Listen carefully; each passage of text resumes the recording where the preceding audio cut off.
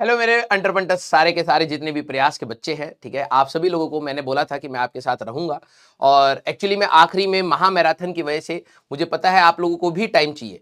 महामैराथन की classes approximately 10-12 घंटे 15 घंटे भी जा रही हैं। 12वीं क्लास का ही हम लोगों का ही अप्रोक्सीमेटली 15 घंटे तक पहुंच गया, ठीक है। तो मैं समझ पा रहा हूं कि आप लोगों पे ऊपर स्ट्रेस क्या है और मैं आप लोगों को बीच में आके डिस्टर्ब नहीं करना चाहूंगा, लेकिन यस, मैंने आपको कहा था कि मैं आपके साथ हूं आखिरी तक। जहां तक मैथ्स की क्लास और सलीम सर की क्लास तक थी वहां तक मैं आपके साथ था भी, और बस 1-2 दिन के लिए मैं यहाँ पर थोड़ा सा बैक सीट इसलिए रखी क्योंकि ऑलरेडी आपकी क्लासेस है, सुबह आप लोग टेस्ट दे रहे हैं, तो मुझे पता है आप लोग मुझे मिस कर रहे होंगे, ठीक है। घबराइएगा मत बेटा, मैं यहाँ पर ही हूँ आपके साथ और हम लोग जो पेपर डिस्कशन होगा उसमें जरूर मिलेंगे, ठीक है। फर्स्ट 22 तारीख को जो पेपर है उसके ही डिस्कशन में हम लोग शाम को मिलने वाले हैं। जितने भी बच्चों का 22 तारीख को अटेम्प्ट है, ठीक है, डू वन थिंग, आप लोग ज्यादा पैनिक मत करिएगा। जितना आप लोगों ने पढ़ लिया है उतना ही काफी मोर देन सफिशिएंट है। आप एक दिन थोड़ा सा कंपैरेटिवली रेस्ट साइड में रहिएगा, ठीक है। जितना आप रिवाइज कर पाए, अब ज्यादा क्वेश्चंस देखने की जरूरत नहीं है, ठीक है। अपने आप को शांत स्वभाव में रखेंगे तो ज्यादा एफिशिएंसी आपकी आएगी। और यहां पर एंड नहीं है, ठीक है। आपका ये फर्स्ट अटेम्प्ट हो रहा है, सेकेंड अटेम्प्ट भी आपका आएगा और बीच में आपको काफी समय मिलेगा। आप लोगों ने जो पहले से रिवीजन करी है बेटा, उससे आपको शायद लग रहा होगा कि सर अभी भी कॉन्फिडेंस कम है, बट बिलीव मी, जो आप लोगों ने रिवीजन पहले से करी थी वो आज आपके लिए एक स्ट्रेंथ पॉइंट ही है। जो आपने स्ट्रगल वहां पर किया था नवंबर दिसंबर में, जब मैं आप लोगों को टारगेट देता था तो आप लोग कोशिश करते थे, है ना। अगर आप लोगों ने वहां पर एक्स्ट्रा एफर्ट्स नहीं दिए होते तो आज आपको बहुत सारा रिवीजन करना रहता। मानता हूं कि कुछ चीजें आपसे भी छूटी होंगी, कुछ चीजें अभी भी कवर नहीं हुई होंगी, कुछ चीजों पर प्रैक्टिस कम होगा, लेकिन घबराइए मत, this is your first attempt, right. इसमें आप अपना बेस्ट फुट आगे रखिए और कोशिश करिए कि आप मैक्सिमम से मैक्सिमम मार्क्स यहां पर स्कोर करके आए। जिन भी सवालों में आपको ये लगे कि यार कि इसमें थोड़ा सा भी मेरे को गड़बड़ लग रहा है, तो आप उसको एक बार अटेम्प्ट करके देखिएगा। अगर आप आंसर तक पहुंच रहे हैं and you are confident, then only mark that answer, otherwise आप मार्क मत करिएगा। और कोई मार्क्स का टारगेट लेके मत चलेगा। मैं स्टार्टिंग से आपको लोगों को यही बात बोल रहा हूं, मार्क्स का टारगेट लेके नहीं चलना। हो सकता है वो शिफ्ट आपकी टफ आए, है ना, ये भी तो हो सकता है वो शिफ्ट आपकी टफ आए और आप जबरदस्ती मार्क्स स्ट्रेच करने के चक्कर में नेगेटिव खा जाए।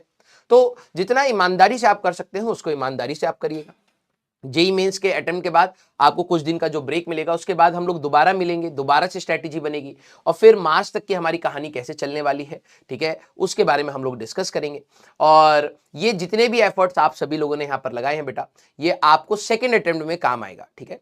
तो यहाँ पर अब हमारे लिए क्या है, आपको ये नहीं सोचना कि सर टेस्ट में मार्क्स कम आ रहे थे या फिर मैं सर चीजें भूल रहा हूं, इसके बारे में अभी थॉट प्रोसेस ही नहीं रख रहा। आपको अपनी पॉजिटिव साइड देखनी है कि यार मैंने इतने घंटों मेहनत करी है, मैंने इतनी सारी चीजें रिवाइज करी हैं। एग्जाम में अगर कोई चीज ऐसी लगेगी भी जो मैं भूल रहा हूं, उसको मैं कहीं ना कहीं किसी तरीके से डिराइव कर लूंगा या कुछ भी करूंगा तो मैं उसको निकाल लूंगा। तो आपको थोड़ा सा पॉजिटिव एंड पे रहना पड़ेगा, ठीक है बेटा। और ये तो अभी बस शुरुआत है बेटा, है ना, तो इसमें आपको घबराने वाली बात बिल्कुल भी नहीं है। अभी सेकंड अटेम्प्ट आप सभी लोगों के पास है, लेकिन हाँ, सेकंड अटेम्प्ट के चक्कर में फर्स्ट अटेम्प्ट में मेहनत ना करें तो ये तो हमारी बेवकूफ़ी रहेगी।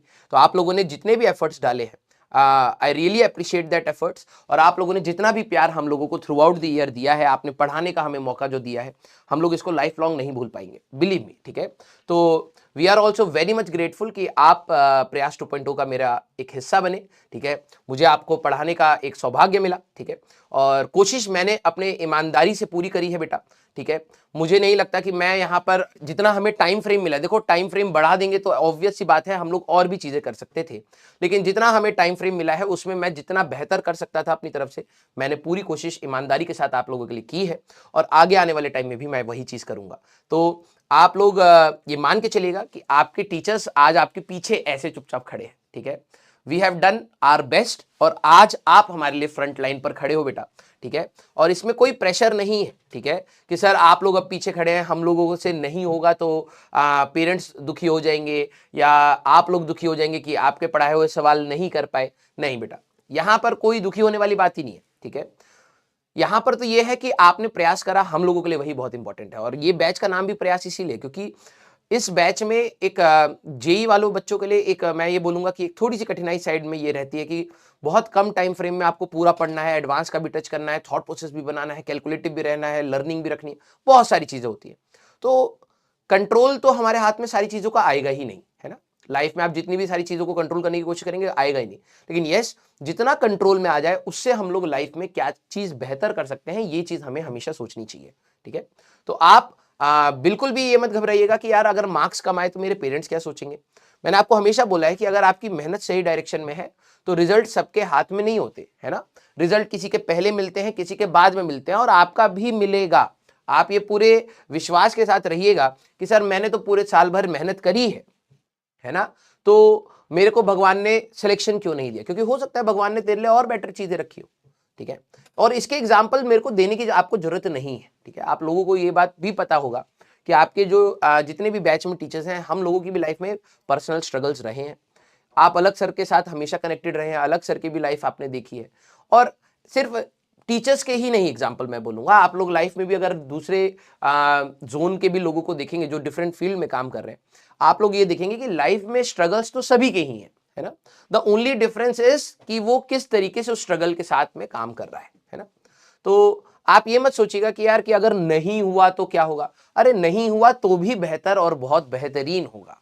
ठीक है, पॉजिटिविटी के साइड रहिए, अच्छा इंसान बनिए, और ये टेस्ट आप लोगों को मेहनती बनाने के लिए ही है। ठीक है, आप सभी लोगों को ये कड़वा सच है, लेकिन ये बात तो पता ही होगा कि जेई के बाद जब हम लोग कॉलेजेस में जाते हैं, इंजीनियरिंग कॉलेजेस में जाते हैं, तो कहीं ना कहीं थोड़ी बहुत हताशा मिलती है। ठीक है, be it the amount of content we learn there, या किस क्वालिटी का कंटेंट हम लोग पढ़ते हैं, तो उसमें थोड़ी सी हताशा होती है, बिकॉज एक्सपेक्टेशन वर्सेस रियलिटी का डिफरेंस रहता है।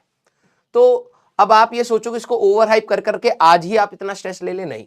तो आपको ये मानना है कि यार आगे बढ़ते हैं, ठीक है, जितना बेहतर हो सकता है उतना बेहतर करते हैं। ठीक है, और आगे की जो जैसी जैसी जर्नी रहेगी उसमें लाइफ के जो भी हम लोग इनपुट्स ले सकेंगे, जो भी बेहतरीन करने के हमारे पास तरीके रहेंगे, उसको हम लोग इनकॉर्पोरेट करेंगे। आपके पेरेंट्स आप पे प्राउड फील करेंगे वंस आप लोग यहां से निकलने के बाद। मैं 4-5 साल का टाइम आपको कहूंगा। ठीक है, 4-5 साल अगर आप लोग एक कॉन्टिन्यूस एफर्ट्स लगाते हैं तो definitely you will be in a situation जहां पर आप ना ही खुद को अपने आप को ही सपोर्ट कर पा रहे होंगे, बल्कि आप अपनी फैमिली को भी सपोर्ट कर पा रहे होंगे। ठीक है, तो ओवर एक्सपेक्टेशन का बर्डन अपने ऊपर मत लीजिएगा। कॉलेज का टैग के लालच में आप लोग पढ़ाई मत करिए। ठीक है, आप सिर्फ बेहतरी के लिए पढ़ाई करिए कि आप कितना यहां से बेहतर इंसान बन के निकल सकते हैं और कितनी नॉलेज के साथ निकल सकते हैं। ठीक है, बस इसके लिए टारगेट लीजिए, और ये टारगेट बहुत ही नॉर्मल टारगेट है ना। इससे आपको कोई लोड नहीं है कि भाई मेरे को पहले से पिछले वाले दिन से बेहतर बनना है और जितना भी चीजें मैं सीख सकता हूं उसको सीखना है। आपके पेरेंट्स की भी कुछ एक्सपेक्टेशंस आपसे होंगी और आपको लगता होगा कि नहीं सर सबके पेरेंट्स एक जैसे नहीं होते हैं, हमारे पेरेंट्स तो सर हम पे टॉन्ट भी मार देते हैं, हमारे पेरेंट्स हमको डांट भी देते हैं, हमारे पेरेंट्स तो सर रिलेटिव्स की भी बात सुन लेते हैं, आप जैसा बोलते हैं वैसा नहीं होता है। ठीक है, मैं मानता हूं फॉर द टाइमिंग कुछ पेरेंट्स ऐसा बिहेव कर भी देते हैं। ठीक है, और वो शायद एक सोसाइटल प्रेशर बोलिए जो भी बोलिए उसके चक्कर में वो अपने बच्चे को भूल जाते हैं। ठीक है, लेकिन क्योंकि हम लोग आपसे रोज मिल रहे हैं, रोज आपसे बात कर रहे हैं, मेरे ख्याल से पूरी जर्नी में अगर हम लोग हर दिन 3 क्लासेस भी अगर आपने ली हैं, बाद में 4 क्लासेस भी हुई हैं, तो 6 से 8 घंटा आप लोग हमारे साथ रहे हैं, तो we can understand your feeling. ठीक है, इस पॉइंट पर शायद पेरेंट्स भी आपको उतना नहीं समझ पाएंगे जितना हम लोग समझ पाएंगे, बिकॉज वी नो हम लोग भी इस जर्नी से निकले हैं, तो एक वो फीलिंग क्या होती है, और आज आप जब मेरे एज अ स्टूडेंट हैं तो आपके अंदर क्या फीलिंग होगी इस कंपटीशन को। क्योंकि मैं जब बैठा था तब तो भाई 8 लाख के आसपास बच्चे बैठे थे। ठीक है, तो अप्रोक्सीमेटली मैं ये कह सकता हूं कि भाई 50% ही मेरे पास कॉम्पिटिशन था। लेकिन यस, आप लोग इससे मैं बार बार बोलूंगा घबराइए मत। ठीक है, बिल्कुल पॉजिटिव रह करके अपना टेस्ट दीजिएगा। जो भी आपकी शिफ्ट, जिनकी 22 तारीख की शिफ्ट है वो तो चलो उनको तो कोई गेस नहीं पता लगेगा कि किस प्रकार के सवाल आ रहे हैं, लेकिन 22 तारीख की फर्स्ट शिफ्ट के बाद जितने भी बाद की वाली शिफ्ट के हैं तो आप सारे के सारे टेस्ट डिस्कशंस को देखिएगा। टेस्ट डिस्कशंस कहने का मतलब जो भी शिफ्ट के डिस्कशंस होंगे उनको प्लीज आप लोग देखिएगा। ऑल्दो मेमोरी बेस्ड सवाल है, कुछ सारे सवाल तो हमें नहीं मिलेंगे, लेकिन यस जितने भी हमें मिलेंगे हम लोग उनको यूट्यूब पे जेई वाला चैनल पर डिस्कस करेंगे। तो आप उनको देख करके समझ सकते हैं कि किधर से सवाल आ रहे हैं, किस प्रकार के सवाल आ रहे हैं, और उनके लिए एक अप्रोच क्या रखना है, तो थोड़ा बहुत बेनिफिट आपको जरूर मिलेगा। ठीक है, तो I wish you all the best. ठीक है, एंड आई नो कि अच्छी चीजें होने को बाकी हैं, और समय अलग अलग हो सकता है। आप ये मत एक्सपेक्ट करिएगा कि, और आप ये टाइमलाइन भी सेट मत करिएगा कि नहीं भाई मेरे लिए तो जो बेस्ट होना था वो 10 या 14 फरवरी के बीच में ही होना था, कि भाई जिस दिन जेईई मेंस का रिजल्ट आएगा वही मेरा बेस्ट था। नहीं, आप इतना छोटा मत सोचिए। आप ये सोचिए कि जैसे जैसे लाइफ बड़ी होगी, जैसे जैसे लाइफ की रिस्पॉन्सिबिलिटीज हमारी बड़ी होंगी, एस्पिरेशंस हमारी बड़ी होंगी, एम्बिशंस बड़े होंगे, तो जो रिजल्ट है वो भी बड़ा होना चाहिए। ठीक है, जेईई मेंस एक छोटा सा पार्ट है आपकी लाइफ का, उसको आप आसानी से पार करिए। ठीक है, और सारे टीचर्स आप लोगों के साथ हैं। ठीक है, घबराइएगा मत बेटा। तो मिलते हैं बहुत जल्द दूसरे पार पर। ठीक है, अब यहां आप लोगों को आगे बढ़ के करना पड़ेगा और अकेले नहीं है आप। ठीक है, आप ये मत समझिएगा कि हम लोग यहाँ पर आपको छोड़ रहे हैं, आप लोगों को ही यहां से लड़ाई लड़नी थी। ठीक है, ये तो आपको भी कहीं ना कहीं अंदर से पता ही था कि एग्जाम से पहले कहीं ना कहीं टीचर बैक फ्रंट पर आता है। रिवीजन जो हम लोगों ने महामैराथन में कराई है, कोशिश करी है कि मैक्सिमम से मैक्सिमम जितना टाइम लिमिट रख के, ऑल्दो 13 घंटे तो मैं कहूंगा इट्स नॉट जस्टिफाइड, ठीक है, for class 12, but still come से कम टाइम में हम जितना कर सकते थे हम लोगों ने बेहतरी के लिए कोशिश करी है।